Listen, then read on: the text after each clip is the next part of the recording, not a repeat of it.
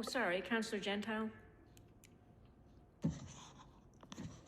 I appreciate Council Leary asking the question that she did, because I guess that I wasn't clear enough earlier. When I talked about a benefit to the city, I was specifically referring to a benefit to help create affordable housing, because we talk about it a lot. We know that there's a need. And again, whether it was a modest accommodation in one of the units or a cash contribution, you're giving a 100% benefit. You have a right to build 2 units. We're giving you the right to build 4. It's 100%. And if we're going to do that, we should be doing a better job of getting something back in return to help build affordable housing. And we're not doing it, and I think that we can do a better job.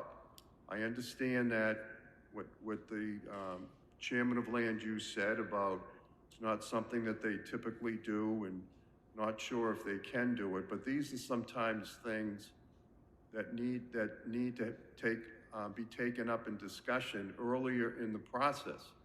You know, when it's in its early stages, which is typically in the planning department. And I think maybe that we can do a better job of encouraging people early on to acknowledge that what they're getting is a benefit financially, and to help us out in return with the affordable housing. Or maybe it's time to just reduce the number. I appreciate what the president said about how we came up with the number 6. I'm not quite sure how you do that analysis, but I would say that residential developing has become even more profitable since those days. And believe me, in a project like this, where we're going to be building units that are going to be going for probably $1 million or higher, not exactly affordable. So I don't know, if they are a young family, then they got to be pretty well off to afford that. You know, then we ought to be trying to do something to the opposite end of the spectrum and getting some kind of support for our affordable housing efforts. That's all that I'm saying.